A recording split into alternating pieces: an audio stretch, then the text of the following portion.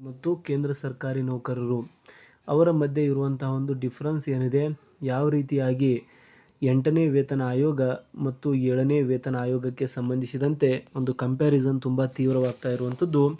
ರಾಜ್ಯ ಸರ್ಕಾರಿ ನೌಕರರಿಗೆ ಸಿಗ್ತಾ ಇರುವಂಥ 7ನೇ ವೇತನ ಆಯೋಗ ಮತ್ತು ಕೇಂದ್ರ ಸರ್ಕಾರಿ ನೌಕರರಿಗೆ ಸದ್ಯದಲ್ಲೇ ಸಿಗಬೇಕಾಗಿರುವಂತಹ 8ನೇ ವೇತನ ಆಯೋಗ, ಈ ಒಂದು ಆಯೋಗದಲ್ಲಿ ಯಾವ ರೀತಿಯಾದಂಥ ಡಿಫ್ರೆನ್ಸಸ್ಗಳಿದೆ, ಯಾವುದರಲ್ಲಿ ಎಷ್ಟು ಲಾಭ ಇದೆ, ಇದಕ್ಕೆ ಸಂಬಂಧಿಸಿದಂತೆ ಇವತ್ತಿನ ಒಂದು ವಿಡಿಯೋದಲ್ಲಿ ನಾವು ಡಿಸ್ಕಸ್ ಮಾಡೋಣ. ಸೊ ಹಾಗಾಗಿ ವಿಡಿಯೋನ ಕೊನೆವರೆಗೂ ನೋಡಿ. ಏನಕ್ಕಂದರೆ ಈ ಟಾಪಿಕ್ ಯಾಕೆ ಕರ್ನಾಟಕದಲ್ಲಿ ಇಷ್ಟು ಇಂಪಾರ್ಟೆಂಟ್ ಆಗಿ ಸರ್ಕಾರಿ ನೌಕರರು ಡಿಸ್ಕಸ್ ಮಾಡ್ತಾ ಇದ್ದಾರೆ ಅಂದರೆ, ಕೇಂದ್ರ ಸರ್ಕಾರಕ್ಕೆ ಸರಿಸಮಾನವಾಗಿರುವಂಥ ವೇತನವನ್ನು ರಾಜ್ಯ ಸರ್ಕಾರಿ ನೌಕರರಿಗೂ ಕೂಡ ನೀಡಬೇಕು ಅಂತ ಇತ್ತೀಚಿನ ದಿನಗಳಲ್ಲಿ CS ಷಡಾಕ್ಷರಿ ಅವರು ಒಂದು ಮಾಹಿತಿಯನ್ನು ಕೊಟ್ಟಿದ್ದಾರೆ. ಸೊ ಹಾಗಾಗಿ ನಮ್ಮ ರಾಜ್ಯ ಸರ್ಕಾರಿ ನೌಕರಿಗೂ ಕೂಡ ಕೇಂದ್ರಕ್ಕೆ ಸರಿಸಮಾನ ಆಗಿರುವಂಥ ಒಂದು ವೇತನ ಸಿಕ್ಕರೆ ಯಾವ ರೀತಿಯಾದಂಥ ಲಾಭ ಆಗಲಿದೆ, ಅದಕ್ಕೆ ಸಂಬಂಧಿಸಿದಂತೆ ಯಾವ ರೀತಿಯಾದಂಥ ಒಂದು ಅಪ್ಡೇಟ್ಸ್ಗಳು ಬರ್ತಾ ಇದೆ ಅಂತ ಇವತ್ತಿನ ಒಂದು ವಿಡಿಯೋದಲ್ಲಿ ನೋಡೋಣ. ಸೊ ಹಾಗಾಗಿ ವಿಡಿಯೋನ ಕೊನೆವರೆಗೂ ನೋಡಿ ಮತ್ತು ಚಾನಲ್ನ ಇನ್ನೂ ಸಬ್ಸ್ಕ್ರೈಬ್ ಆಗಿಲ್ಲ ಅಂದರೆ ದಯವಿಟ್ಟು ಸಬ್ಸ್ಕ್ರೈಬ್ ಮಾಡ್ಕೊಳ್ಳಿ.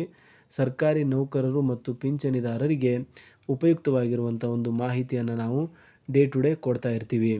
ಸೊ ಮೊಟ್ಟ ಮೊದಲನೇದಾಗಿ ನೀವು ನೋಡೋದಾದರೆ 8ನೇ ವೇತನ ಆಯೋಗ ಕೇಂದ್ರ ವರ್ಸಸ್ 7ನೇ ವೇತನ ಆಯೋಗ ಕರ್ನಾಟಕ ಅಂತ ಹೇಳಲಾಗ್ತಾ ಇದೆ. 8ನೇ ವೇತನ ಆಯೋಗ ಅಂದರೆ ಕೇಂದ್ರದ ಒಂದು ವೇತನ ಆಯೋಗ ಮತ್ತು ಕರ್ನಾಟಕದ 7ನೇ ವೇತನ ಆಯೋಗ. ಕೇಂದ್ರ ಮತ್ತು ರಾಜ್ಯ ಸರ್ಕಾರಿ ನೌಕರರ ವೇತನ, ಭತ್ಯೆ ಮತ್ತು ಸೌಲಭ್ಯಗಳ ವಿವರವಾದ ತುಲನಾತ್ಮಕ ವಿಶ್ಲೇಷಣೆ 2026ರ ಒಂದು ದೃಷ್ಟಿಕೋನ ಅಂತ ಇಲ್ಲಿ ಹೇಳಲಾಗ್ತಾ ಇದೆ.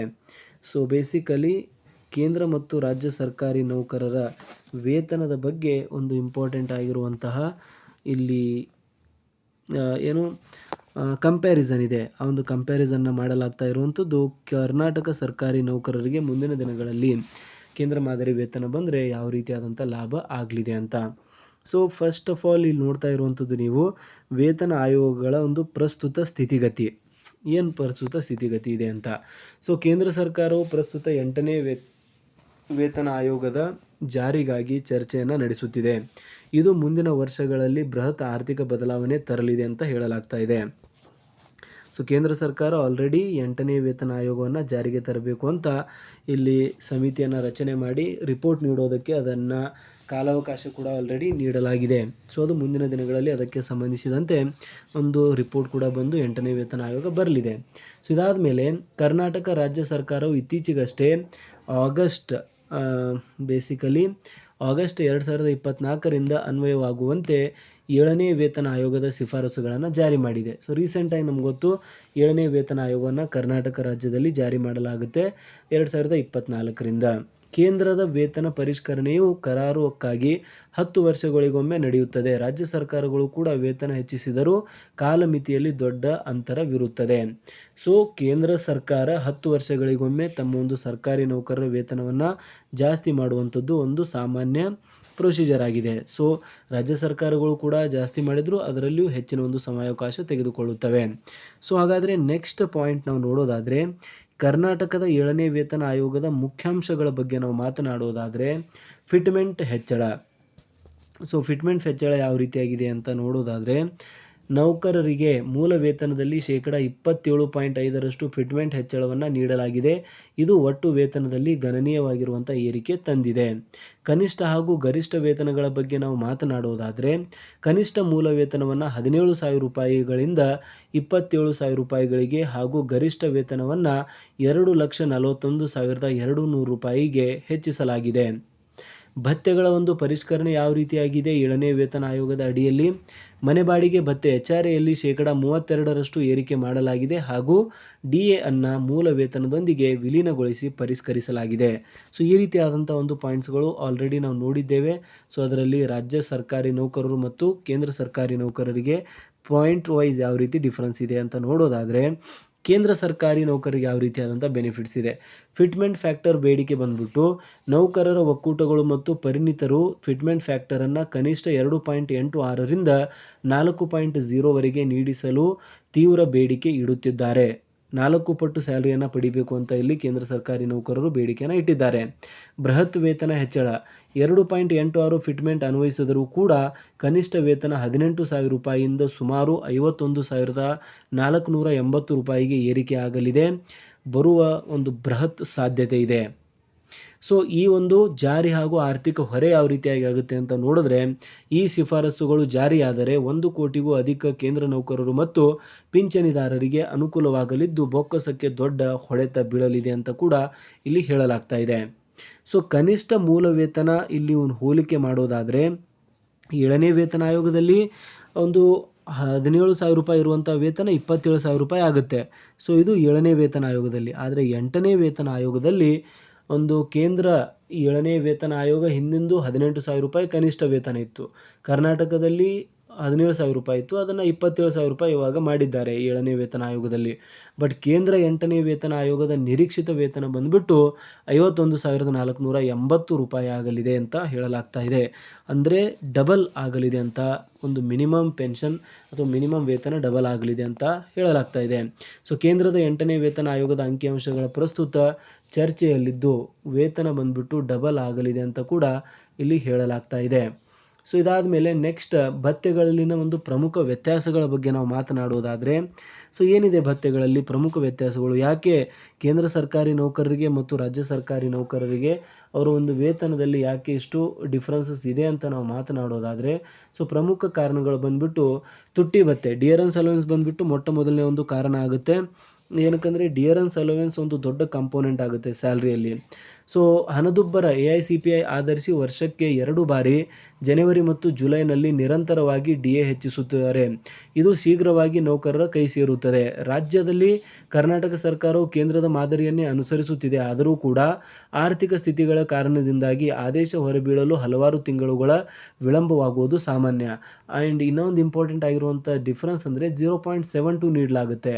ಸೊ ಏನಿದು 0.72 ಸೂತ್ರ ಅಂದರೆ, ಕೇಂದ್ರ ಸರ್ಕಾರ 1% ನೀಡಿದಾಗ ರಾಜ್ಯ ಸರ್ಕಾರ ಬರೀ 0.72 ಮಾತ್ರ ನೀಡುತ್ತೆ. ಸೊ ಇದು 7ನೇ ವೇತನ ಆಯೋಗದ ವರದಿಯ ಪ್ರಕಾರ.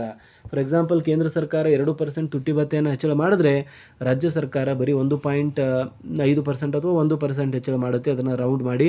ಈ ರೀತಿಯಾದಂಥ ಸಂದರ್ಭದಲ್ಲಿ ರಾಜ್ಯ ಸರ್ಕಾರಿ ನೌಕರರಿಗೆ ತುಂಬ ಕಡಿಮೆ ತುಟ್ಟಿ ಭತ್ಯೆ ಹೆಚ್ಚಳ ಆಗ್ತಾ ಇರುವಂಥದ್ದು ಇಲ್ಲಿ ನೋಡ್ತಾ ಇದ್ದೀರಾ. ಸೊ ಇದು 0.72 ಅಂತೂ ಇತ್ತೀಚೆಗೆ ಫಾಲೋ ಮಾಡ್ತಾ ಇರುವಂಥದ್ದು 7ನೇ ವೇತನ ಆಯೋಗದ ರಿಪೋರ್ಟ್ ಪ್ರಕಾರ ಈ ರೀತಿ ಫಾರ್ಮುಲಾನ ರೆಡಿ ಮಾಡಲಾಗಿದೆ.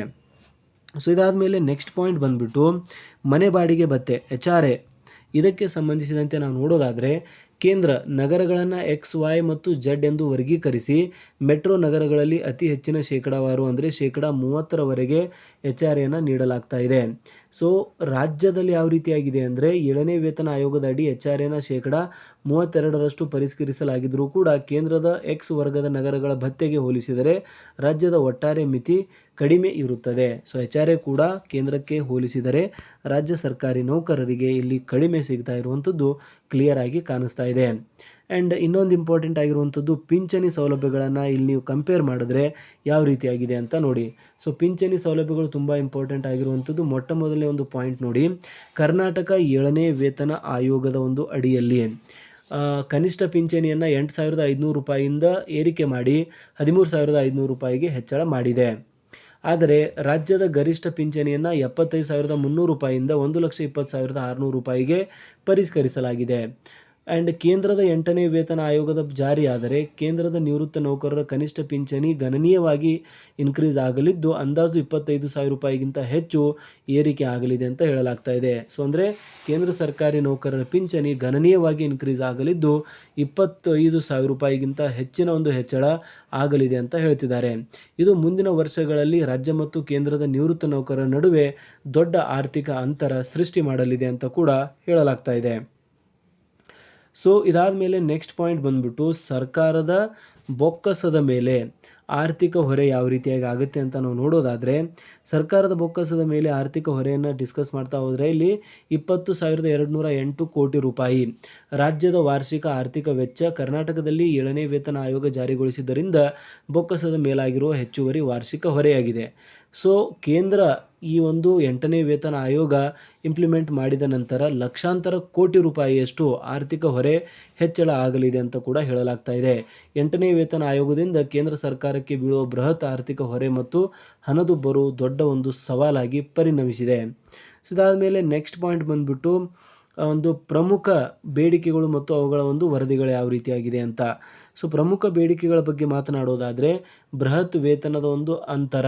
ಕೇಂದ್ರ ನೌಕರರಿಗೆ 8ನೇ ವೇತನ ಆಯೋಗ ಜಾರಿಯಾದರೆ ಅವರ ವೇತನವು ರಾಜ್ಯ ನೌಕರರುಗಳಿಗಿಂತ ಬಹುಪಾಲು ಹೆಚ್ಚಾಗುತ್ತದೆ.